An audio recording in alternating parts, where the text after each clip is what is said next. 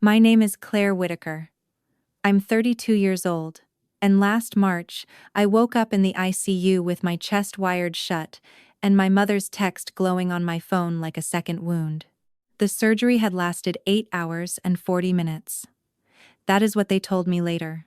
All I knew in that moment was the ceiling above me, white and blurry, the dry burn in my throat from the breathing tube, and the strange, heavy pain across my chest, like someone had opened a door inside me and forgotten to close it gently. A nurse named Monica stood beside my bed, checking the lines in my arm. She asked if there was anyone I wanted to message. I should have said no. But even after everything, some part of me was still a daughter. So I whispered my mother's name. Monica helped me unlock my phone because my fingers would not do what I asked them to do. Then she took one photograph for me. My face was pale. My hair was stuck to my temples. Wires crossed my hospital gown. A drainage tube disappeared under the blanket. I sent the photo to the Whitaker family group chat. 11 people were in that chat. Under the picture, I typed, "I made it. I wish Mom was here." My brother Preston answered first. "Rest, we're handling the public side." I stared at those words, still too drugged to understand why they felt wrong. Then my mother replied, "You survived. Stop making yourself our problem." No one else said anything. Not my aunt. Not my cousins. Not the church relatives who had shared prayer posts with my face on them for weeks. 11 people saw my mother call me a problem from an ICU bed, and 10 of them chose silence. I placed the phone face down beside the drainage bag and turned my face into the pillow. I tried to cry quietly, because after open-heart surgery, even grief has to be careful. 3 months later, at 10:17 on a Tuesday night, that same sentence would make my mother drop her phone in a church hall. Before we begin, please subscribe to support the channel. And here is a fun little challenge. Check your phone battery right now. If it is above 14%, comment 1. If it is below 14%, comment 2. Let's see which answer wins today. If you enjoy this story and would like to support our team, you can buy us a cup of coffee through the link in the description. Every contribution helps us continue creating more meaningful, emotional, and captivating stories for you. Thank you so much for your kindness and support. Now, let's begin the story. But before that night, before a news anchor read my mother's words out loud to half of Pittsburgh, you have to understand the house I was raised in. In my mother's house, needing help was treated like bad manners, not cruelty. She would never have called it that. Marjorie Whitaker had a clean public language for everything. She called silence dignity. She called shame privacy. She called exhaustion responsibility. And if one of her children needed more than she wanted to give, she called that child dramatic. My father died when I was 17. A heart attack, sudden enough that people kept saying he didn't suffer, as if that sentence was supposed to feed us. Heart trouble was not an abstract fear in our family. It had already taken the only parent who ever asked me if I was tired. After the funeral, my mother put away his work boots, ironed her black dress for church, and began rebuilding our family around one rule. People are watching. She said it when I cried too long after the burial. She said it when I asked if we could talk about selling the old truck because the insurance bill was late. She said it when I wore my waitressing shoes to Sunday service because I had worked a double the night before and forgot to pack flats. People are watching, Claire. What she meant was, don't make us look poor, don't make us look broken, don't make grief visible where neighbors can measure it. My brother Preston understood that rule better than I did. He was 4 years older, handsome, in the way men become when every room has been taught to admire them. By 26, he was selling retirement plans to widows, church couples, and men who still kept their pension papers in shoeboxes. My mother introduced him at church as the one who thinks ahead. She said it with one hand on his shoulder, smiling, like she had personally raised the future. I was the one who handled things. Community college at night, reception desk by day, payment plans, used textbooks, peanut butter sandwiches in the car between shifts. When my classmates complained about being tired, I smiled like I had no right to the word. Tired was for people with backup. I had learned early that backup came with interest, and in our house, every favor became a receipt someone could wave in your face later. By 29, I had worked my way into a small cardiology office as a medical billing specialist. It was not glamorous. Nobody claps for the person arguing with insurance over a denied claim. But I was good at it. I could read an itemized hospital bill the way some people read weather. I knew where mistakes hid. I knew when a payment had been promised but never posted. I knew the difference between help and performance. That should have saved me sooner. It didn't. Because family lies do not arrive looking like fraud. They arrive wearing your mother's perfume. They sound like concern. They sit across from you at Thanksgiving and ask why you always make things harder than they need to be. So, I learned to say the sentence that kept peace. I don't want to be a burden. I said it when I needed rides. I said it when I was sick. I said it when I was scared. I said it so often it stopped sounding like a sentence and started sounding like my name. And by February of 2024, when my own heart started sending warnings no decent family should have ignored, that sentence was still the first one in my mouth. By February of 2024, the warnings were no longer polite. They did not arrive as one dramatic collapse, the kind people understand and forgive you for. They came in small humiliations. I had to stop halfway up the stairs at work and pretend I was checking a message. I started sleeping with 2 pillows because lying flat made my chest feel crowded. Some mornings, my heart beat so hard while I brushed my teeth that the toothbrush clicked against my molars. I told myself it was stress. I had learned that explanation from people who preferred it.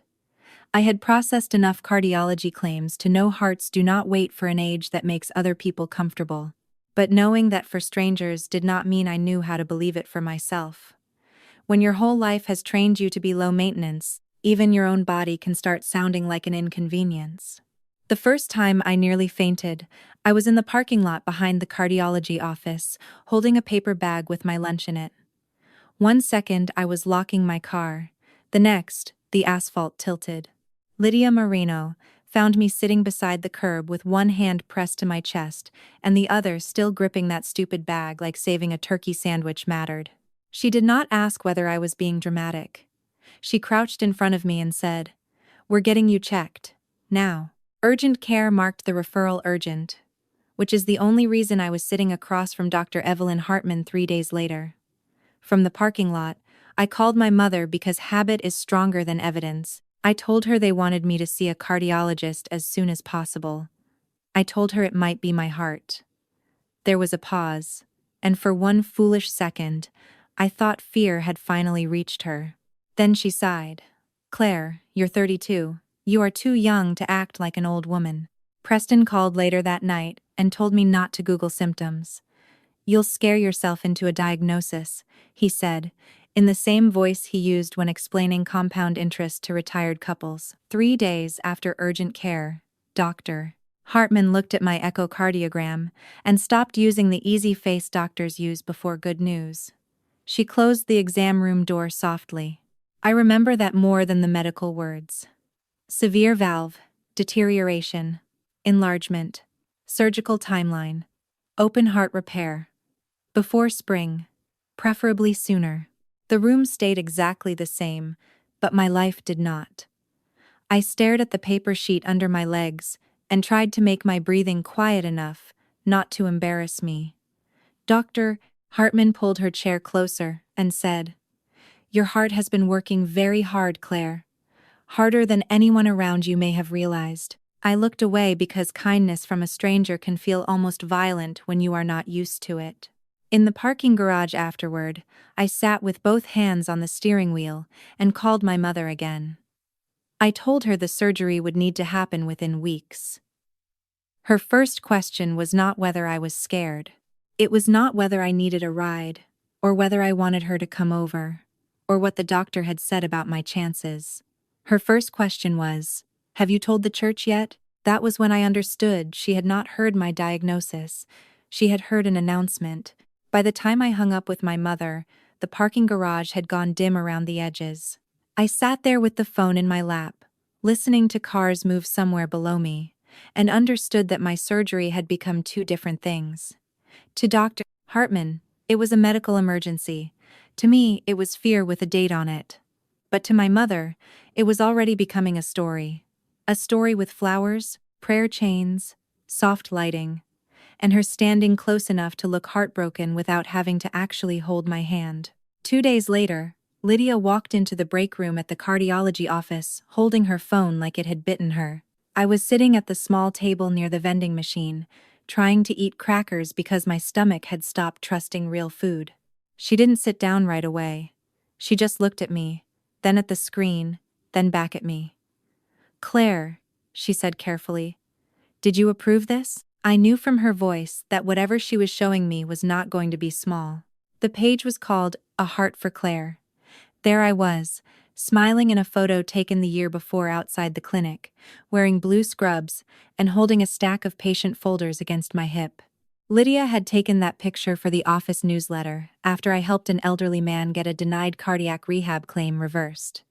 In the fundraiser version, the photo was cropped closer, softened around the edges, like I had agreed to become someone's symbol instead of a person with a surgery date.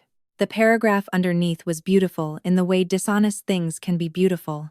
It said I had spent my career helping heart patients navigate the impossible cost of care, and now I was quietly fighting for my own life. It said the Whitaker family was rallying around me. It said donations would help with surgery, recovery, and future heart wellness efforts in my honor. That phrase bothered me before I knew why. Surgery had a date, recovery had bills, future efforts had no edges. My name was everywhere, except the place where control mattered. I was not listed as the beneficiary. The hospital was not listed. My billing office was not listed. Every dollar went through Preston, the man who had told me not to scare myself into a diagnosis. I read the page twice, while the fluorescent light over the break room hummed, and by the second time, my face had gone hot in that slow, humiliating way that feels too much like shame, even when you are not the person doing something wrong. "I didn't know," I said. Lydia's mouth tightened. That's what I was afraid of. By lunch, my mother had shared the link to 3 church groups and her flower shop page. Her caption said, "Our Claire has always been private, but this family believes in showing up." Underneath it were praying hands, red hearts, and women from church writing things like, "Marjorie, you are such a strong mother," and "Preston is a blessing for organizing this." Nobody asked whether I had a ride to pre-op. Within 48 hours, the fundraiser passed $22,000. By the end of the week, it was over $54,000. In a city where church fundraisers and human interest stories travel faster than weather alerts, the local station called by Friday. They filmed in front of my mother's flower shop. Preston wore a navy suit and stood beside buckets of white lilies, speaking in the calm, polished voice people trust when they are afraid of outliving their savings. My mother stood next to him, holding a small arrangement wrapped in ribbon. "Medical crises teach you what family really means," Preston told the reporter. I watched the clip from a hospital waiting area with a pre-surgery folder on my lap and nobody sitting in the chair beside me. When my mother said, "We're surrounding Claire with love," I looked at the empty seat to my left, then the empty seat to my right, and lowered the volume. They were being praised for standing around a fire they had not bothered to notice until it produced light.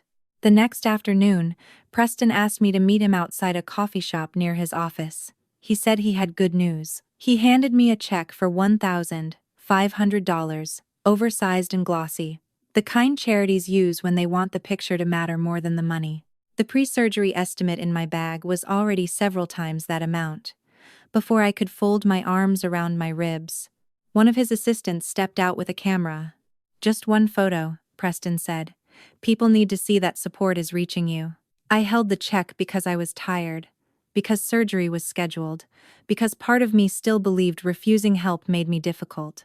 Later that night, the photo appeared online with the caption, "First support payment to our brave Claire." I stared at the word brave for a long time. That was the first time I saw my illness turn into money. It would not be the last. The next afternoon, I saw the post with my face and the oversized check while sitting at my kitchen table, surrounded by pre-surgery instructions. Do not eat after midnight. Shower with antibacterial soap. Bring a list of medications. Have an adult available to drive you home when discharged. That last line sat there like a joke someone forgot was cruel. My mother had shared the photo with 3 heart emojis. Preston had tagged his office. Strangers were calling him an angel. I put my phone down and read the hospital packet again, because paper was easier to understand than people. Surgery day came on Monday, March 18th. Pittsburgh was still dark when Arthur Collins pulled up outside my apartment at 4:40, 2 inches the morning. Arthur lived 2 doors down, a retired postal worker with a careful walk and a bypass scar he once showed me without making it dramatic. He had offered to drive me after hearing from Lydia that I was planning to take a rideshare. He did not arrive with balloons or a camera. He opened the passenger door, took my overnight bag, and said, "Cold morning for a new heart story." Then he corrected himself softly, "For a repaired one." At UPMC Presbyterian, the lobby smelled like disinfectant and burnt coffee. Arthur walked beside me to check in, carrying my folder like it was something sacred. I kept checking my phone. No message from my mother. No message from Preston except one that came at 5:18, just as the nurse called my name. Big day. Stay strong. That was all. Big day, like a graduation. Big day, like a ribbon cutting. I wanted to type, "Are you coming?" But I didn't. Some questions are humiliating because you already know the answer. They took me back before sunrise. I changed into a gown that opened in the back and socks with rubber grips on the bottom. A nurse drew blood. Another placed an IV. Someone wrote initials near my collarbone with a purple marker. Dr. Hartman came in wearing a surgical cap with tiny blue birds on it and squeezed my shoulder. "We'll take good care of your heart," she said. I believed her. That was the strange part. I believed the woman who had known me for 3 weeks more than the people who had known me since birth. At 7:04, they rolled me toward the operating room. The ceiling tiles moved above me in bright squares. Arthur walked as far as they allowed, one hand resting on the rail of the bed. Before they turned the corner, he leaned down and said, "I'll be here when you come back." He said it plainly, like a fact, not a performance. I held on to that sentence as the lights got whiter and the medication began to pull me under. The last thing I remember was wondering whether my mother had already chosen what flowers to hold for the cameras. The surgery lasted 8 hours and 40 minutes. I know that because Lydia wrote it down. She sat for the first 2 hours before her shift, then came back on her lunch break, then again after work. Arthur stayed. He sent one update to the family group chat because I had asked him to before they took my phone. "Claire is in surgery. I'll update when the doctor speaks with me." My aunt replied with a praying hands emoji. Preston replied, "Thanks, Arthur. We're coordinating support from here." My mother did not reply at all. At 3:50 that afternoon, while my chest was still open under surgical lights, Lydia saw the live stream. She told me later she watched the first 10 seconds standing in the hospital cafeteria with a paper cup of soup in her hand. The event was called the A Heart for Claire Donor Luncheon. It was being held at a country club 19 miles away. There were white tablecloths, floral centerpieces from my mother's shop, and a banner behind the podium, with my clinic photo enlarged until my face was taller than the people standing beneath it. Preston stood at the microphone in the same navy suit from the news clip. "Claire couldn't be here today," he told a room full of donors and retirees, "but her courage is in this room." The room applauded. My mother stood beside him in a cream dress with a pearl pin shaped like a heart. When it was her turn to speak, she pressed one hand to her chest and said, "As a mother, there is nothing harder than watching your child suffer."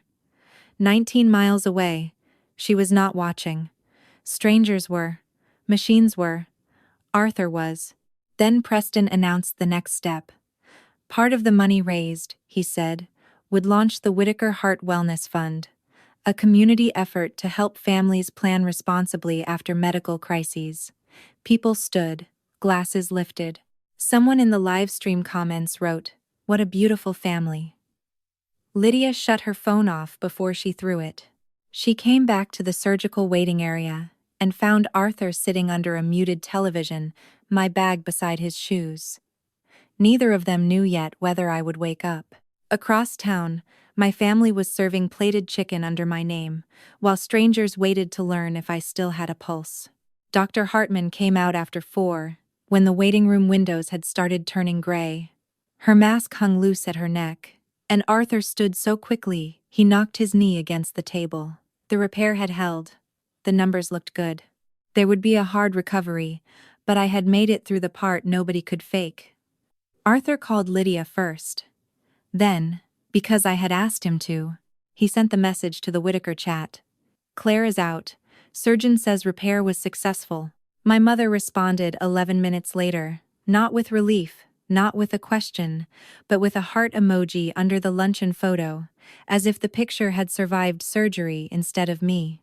I came back to myself in pieces. First the ceiling, then the dry scrape in my throat, then the weight on my chest that made every breath feel negotiated. Every time I swallowed, my throat reminded me a machine had breathed for me.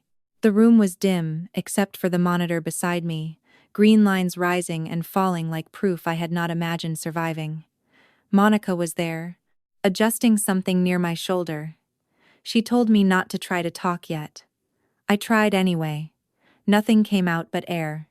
My phone was on the rolling table, sealed in a plastic hospital bag with my glasses and a hair tie. I kept looking at it until Monica noticed. "Do you want me to call someone?" she asked. My mouth was too dry for words, so I moved 2 fingers toward the phone. She helped me unlock it. The family chat was still open from Arthur's update.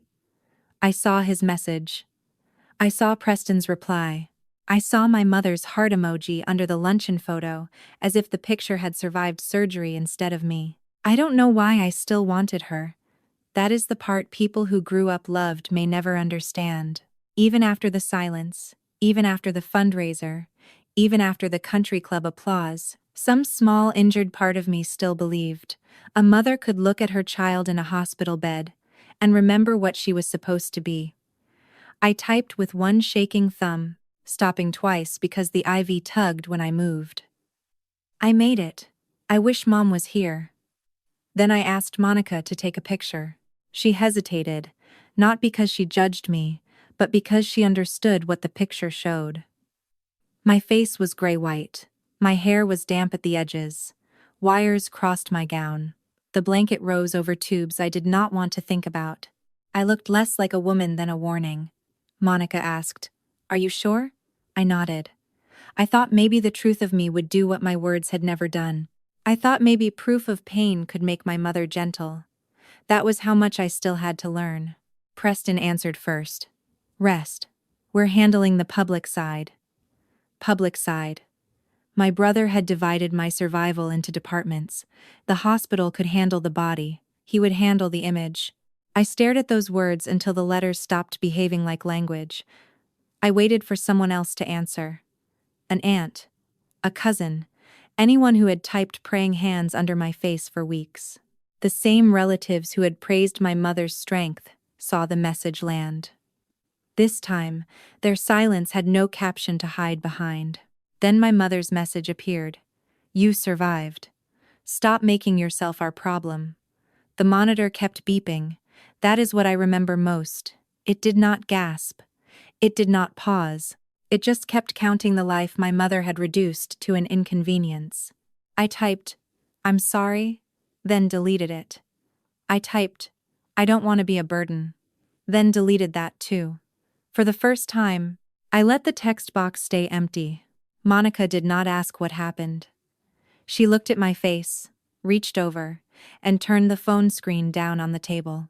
Then she pulled the curtain a little farther around my bed, giving me the only privacy my family had not tried to spend. "Pain is not a performance, honey," she said softly. "You don't have to prove it to people who refuse to look." I turned my face toward the pillow and cried as carefully as a person can cry when her chest has just been wired back together. I came home 6 days later with a heart pillow, a bag of prescriptions, and instructions not to lift anything heavier than a gallon of milk. Arthur drove. Lydia had stocked my refrigerator with soup, ginger ale, and little containers labeled by day, because she understood that recovery is not one heroic moment.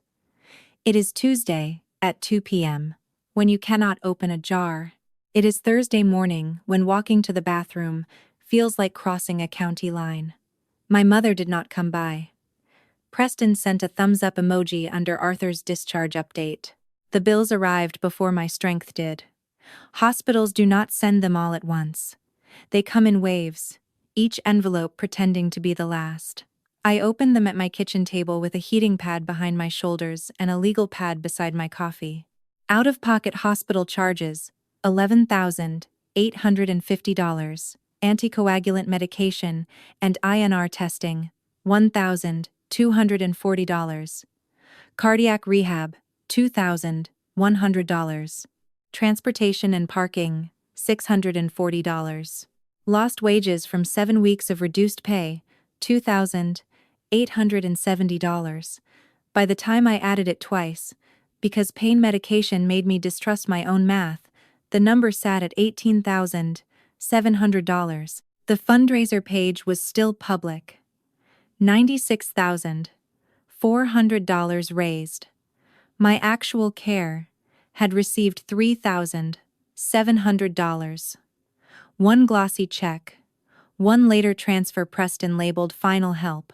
I wrote to him the way I wrote to insurance companies, polite enough to be admissible later. I attached itemized bills. I offered 2 options: transfer the fundraiser to me as the patient, or pay the hospital and providers directly. He did not reply in writing. He called, because people who know they are wrong prefer air. "Claire," he said, "this is bigger than one bill." I looked at the spreadsheet glowing on my laptop, then at the scar disappearing under the collar of my loose t-shirt. "What is bigger than the chest you used to raise the money?" I asked. He exhaled like I was embarrassing both of us. "The remaining funds," he explained, "were being protected inside the Whitaker Heart Wellness Fund.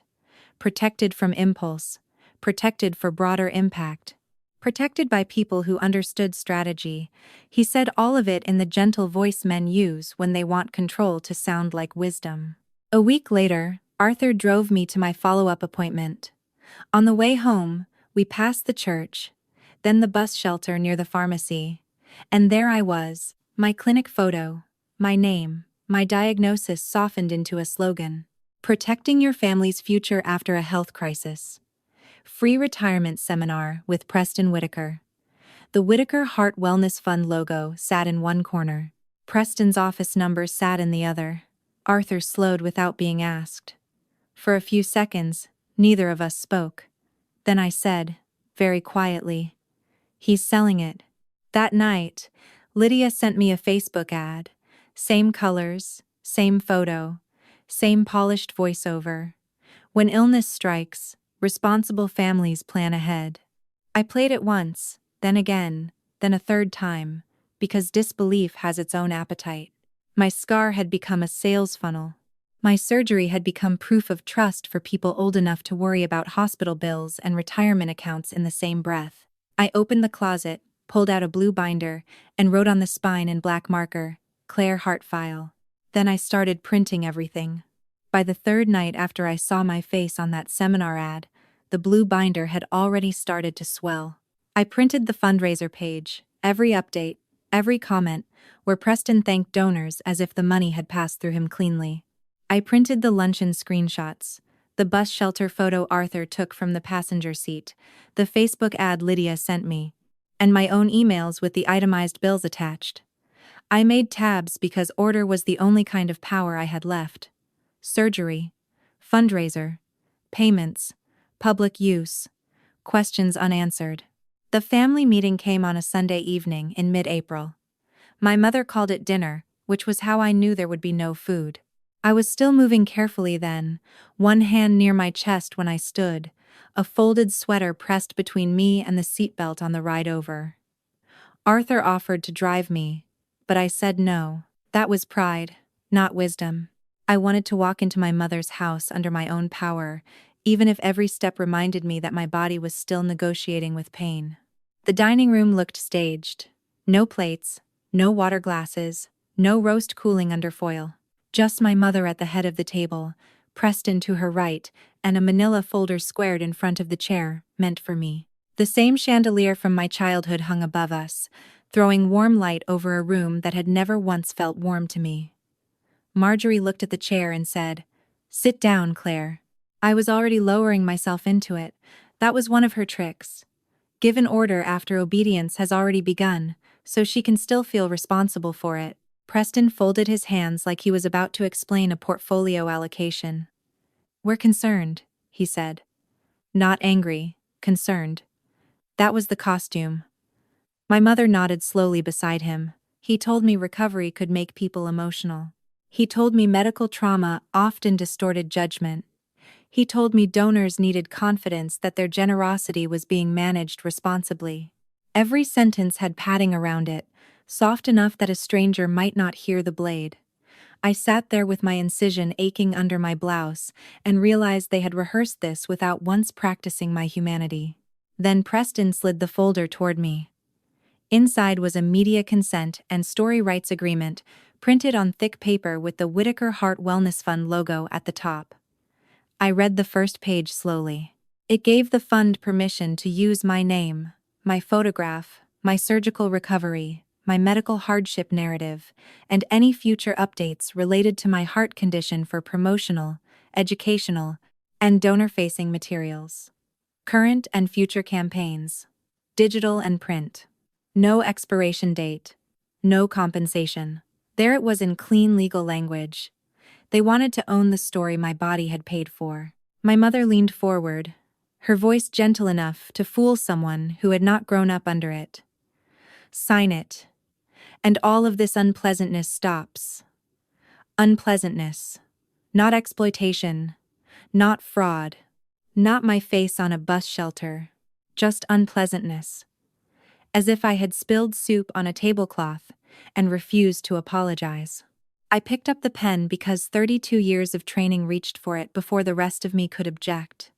The old sentence rose in my throat. I don't want to be a burden. Then I saw the words, perpetual rights. Permanent, forever, longer than my healing, longer than my pain medication, longer than any apology they might one day perform in public.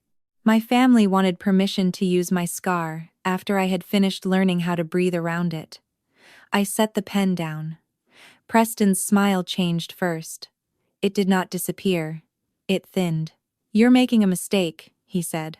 I looked at the agreement, then at my mother's still, hopeful face, and pushed the folder back across the table. "No," I said. For a second, nobody moved. The house made the small sounds old houses make when people inside them are pretending not to be shocked. My mother blinked once. Preston tapped 2 fingers on the folder. I expected my voice to shake when I spoke again, but it didn't. "No," I said.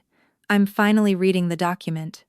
Then I stood slowly, because dignity after open-heart surgery sometimes looks like needing the edge of a table to get yourself upright, and I walked out before they could teach me how to apologize for surviving.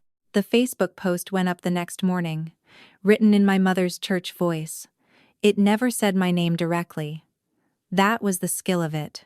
It spoke about a difficult season for our family, about how illness can cloud judgment, and about the burden responsible people carry when they are forced to protect resources from emotional decisions. Then came the sentence doing all the real work. The Whitaker Heart Wellness Fund exists to ensure every donated dollar is managed with wisdom, no matter what pressure any one person may be under. By noon, the comments had bloomed exactly the way she knew they would. Praying hands, purple hearts. Women I had known since childhood telling my mother she was strong, patient, Christ-like. A retired couple from Preston's seminar wrote that families needed steady leadership during medical crises. Someone else said, "Money changes people." I sat at my kitchen table with my morning pills lined up beside a glass of water and understood the shape of the story she had built. I was no longer the patient. I was the unstable woman the money had to be protected from. Preston's letter arrived 2 days later on heavy cream paper from a law firm whose name I recognized from one of his golf photos. It accused me of making false and defamatory statements about the fund, its officers, and its charitable purpose. It warned that if I continued contacting donors, questioning financial decisions, or damaging the reputation of the Whitaker family, they would pursue all available remedies. The phrase sounded expensive on purpose. That is what letters like that are for. They are not thunder, they are weather, they make the room colder. I read it at midnight with the blue binder on my left, and a hospital bill on my right. My incision ached when I breathed too deeply, so I breathed shallow and read every line twice. For a few hours, I will be honest, it worked. I imagined courtrooms, legal fees, my job hearing rumors, my mother shaking her head in public like I had forced her to be disappointed.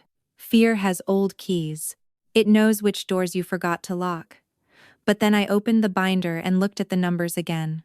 $96,400 raised. $3,700 received. One pledge to a hospital assistance program that no one could confirm. My photograph on ads I never approved. My recovery turned into seminar language. Truth sat there in paper form, quiet but not gone. They were not threatening me because I was lying. They were threatening me because I had finally stopped whispering. I slid the lawyer's letter into a new tab labeled Pressure, took one pain pill with lukewarm water, and wrote the date at the top of a blank page. Then I started documenting that too. 3 nights after I filed the lawyer's letter under pressure, Tara Whitaker texted me for the first time since surgery. Tara was Preston's wife, though by then I had started thinking of her as someone living inside his weather system, not beside him. Her message was short. "Can we meet somewhere no one from church goes?" I stared at it for a long time. In our family, private messages usually came with traps attached, but something about that sentence felt different. Not warm, not safe, just tired in a way I recognized. We met the next afternoon at a diner off Route 28, the kind with vinyl booths, weak coffee, and pie rotating behind glass, like nobody had invented grief yet. Tara was already there when I walked in, sitting with both hands wrapped around a mug she had not touched. She looked smaller than I remembered, not physically, exactly. More like someone had been folding herself into quieter shapes for years. She did not hug me. I was grateful for that. She just watched me lower myself into the booth and said, "You still move like it hurts." "It does," I said. It was the first honest answer I had given anyone with the Whitaker name in weeks. Tara looked down at her coffee. "I do the books sometimes," she said, "for Preston's office. Not officially. Just when he gets behind and tells me I'm better with details." Her mouth pulled into something that was not a smile. "He says that like it's a compliment, until the details become evidence." Then she reached into her tote bag and slid a manila folder across the table. She kept 2 fingers on it for a second longer than necessary, like once she let go, something in her life would become irreversible. Inside were bank statements, card charges, vendor invoices, and internal notes from the Whitaker Heart Wellness Fund. The numbers were not messy. That was the worst part. They were neat. $12,800 for a hotel ballroom listed as community outreach. $7,450 in Facebook ads targeted to adults over 55 within 20 miles of Pittsburgh. $9,600 for retirement planning brochures with the fund's logo on the back. $14,200 for Preston's office renovation, coded as client education space. $4,900 for a consulting retreat at a lakeside resort. Not one confirmed payment to my hospital account. I sat there with my fingertips on the paper and felt something colder than surprise. I had suspected misuse. I had not expected organization. This was not money slipping through careless hands. This was money being assigned jobs. My pain had a marketing budget. My surgery had demographics. My scar had become a way to make older couples trust my brother with their savings. Tara spoke in a flat, careful voice, walking me through each line, while the waitress refilled coffee neither of us drank. "Why no?" I asked. Tara looked toward the window, where traffic moved gray and steady under a low sky. Because I watched him sell your pain as trust, she said. And because my kids are starting to understand the words adults use when they lie. She swallowed hard. My mother died waiting for people to believe her chest pain. I kept thinking about that every time Marjorie called you emotional. Then she tapped the folder once. If you use these, use them right. Not to win. Right. Under the last page was a business card, paper-clipped to a printed email. Nadine Keller, KDKA, TV investigates. I knew the name. She had done the soft segment outside my mother's flower shop, the one with Preston's navy suit and the lilies. Tara stood first. Before she left, she said, "He thinks documents are boring." Then she looked at the folder between us. "He's wrong." I sat alone after she walked out, the blue binder in my car, her folder on the table, and understood that paper had finally found a witness. Nadine Keller called me Monday morning before I had finished reheating coffee. Her voice was different from the one she used on television, lower and less polished. She said Tara had sent her my name, but not the documents. "I won't ask for anything over text," she said. "If this is what I think it is, we meet in person." That afternoon, I carried the blue binder and Tara's folder into a KDKA conference room with glass walls and a table too shiny for the kind of truth I was about to put on it. Nadine listened for 23 minutes, without interrupting. I told her about the fundraiser, the surgery, the luncheon, the ads, the rights agreement, the letter, and the folder Tara had slid across a diner table with shaking hands. When I finished, Nadine did not rush to comfort me. I respected that. Comfort can blur things. She tapped the binder once and said, "A story like this needs 3 legs. Documents, independent confirmation, and someone willing to say it on camera with their own name." The documents were stacked in front of her.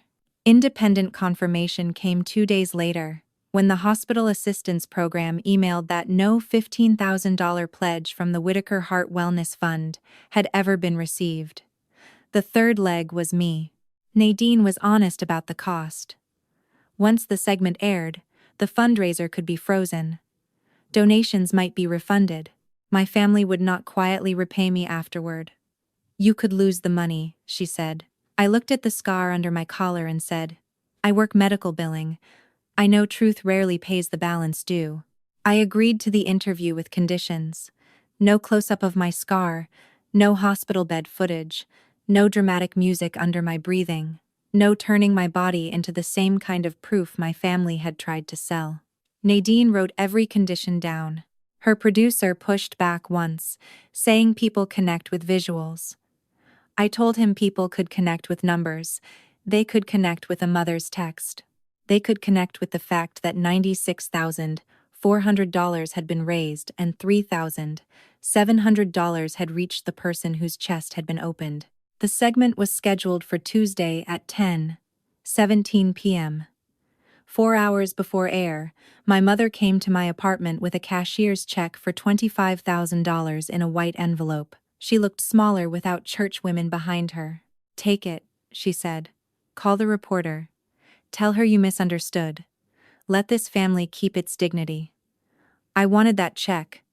I want to be honest about that. It was medication, rent, rehab, sleep. It was a few months where survival did not require arithmetic. Then my mother said, "A family survives by protecting its image." And every old version of me stood in that hallway, ready to trade silence for peace. I held the envelope for 1 second, then I gave it back. "Dignity doesn't ask a daughter to bleed quietly," I said. Her face hardened, but only after it broke. "You still have 4 hours, I told her. "You could spend them telling the truth." She left without answering. The elevator doors closed between us like a period at the end of a life I could not keep living. At 10:17, I sat on my living room floor with the lights off and a pillow held against my chest. Arthur sat in the chair by the window, quiet as always, pretending to read a magazine upside down. Lydia texted, "I'm here. Whatever happens." The KDKA music came on, bright and ordinary. the way television always sounds before it ruins someone's night. Nadine's voice stayed level as the graphic appeared behind her. Nearly $100,000 raised after local woman's open heart surgery. Where did the money go? The story built itself in numbers first, because numbers do not care who is popular at church. $96,400 raised, $3,700 paid toward my care, $18,700 in documented medical and recovery costs. A $15,000 pledge to a hospital assistance program that the hospital confirmed it never received. Then came the expenses. Ballroom rental, targeted ads, retirement brochures, office renovation, consulting retreat. Preston's polished words played from the luncheon, followed by the bus shelter ad with my face under his seminar title. I watched my own life become evidence. Then Nadine read the messages. Preston first. Rest, we're handling the public side. Then my mother. You survived. Stop making yourself our problem. Seeing it on my phone had hurt. Hearing it read in a calm public voice did something else. It put the shame back where it belonged. Nadine asked me what I wanted people to understand, and there I was, on screen, pale but upright, hands folded so they would not shake. I spent my whole life trying not to be a burden, I said. But needing care after your chest has been opened is not a burden. It is being human. By midnight, my phone had filled with messages from people who had watched silently until the silence became expensive. I did not answer. Consequences arrived over the next weeks the way they usually do, not like lightning but like paperwork. The fundraiser froze. The State Charity Bureau opened an inquiry. The Whitaker Heart Wellness Fund shut down before anyone could pretend it had been misunderstood. Preston's seminars were canceled.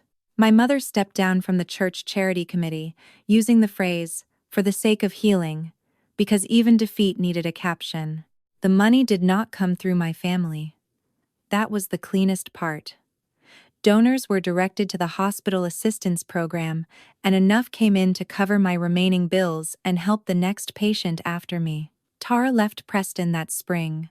Arthur kept driving me to rehab. Lydia still labeled soup containers by day. Monica sent a card with one sentence inside. You were never the problem. I taped it inside the blue binder, behind the final hospital statement marked paid. Months later, I hosted Sunday dinner in my apartment. Not a big one. Just Arthur, Lydia, Tara, her 2 kids, and Monica after her shift. No one at the table shared my blood. Everyone at the table had shown up when it cost something. When Monica asked if I needed help clearing plates, the old sentence rose automatically. I don't want to be a burden. I almost said it. Then I stopped, handed her 2 plates, and said, yes, thank you.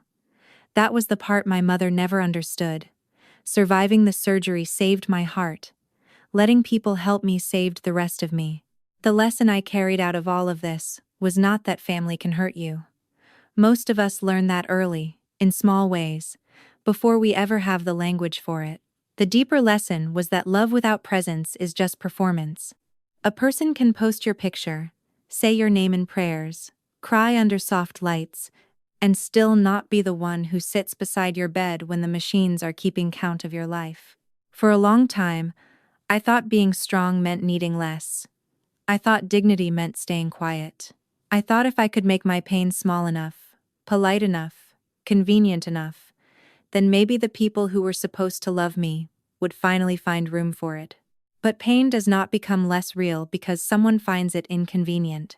A scar does not stop being yours because someone else found a way to profit from it. And needing help after being broken open is not weakness. It is being human. Family is not proven by a last name. It is not proven by matching Christmas cards, church smiles, or posts full of red hearts. Family is proven in waiting rooms, in rides to appointments, in soup containers labeled by day, in quiet chairs beside your couch, in people who do not need applause to show up. Sometimes the people who save you are not the people who raised you. Sometimes they are the ones who simply refuse to let you count the ceiling tiles alone. If this story leaves you with anything, let it be this. Stop apologizing for having needs. Stop calling neglect peace, just because speaking up makes other people uncomfortable. Stop protecting the image of people who never protected your heart. Some things are not okay, and saying so is not betrayal. Sometimes it is the first honest breath you take. And when life gives you the chance to become the person someone else needed, take it. Be the one who shows up. Be the one who believes the pain. Be the one who says, "You are not a burden," and means it. If this story touched something you have lived through, subscribe to the channel. Leave a comment with the word present if you have ever had to rebuild your idea of family from the people who actually showed up.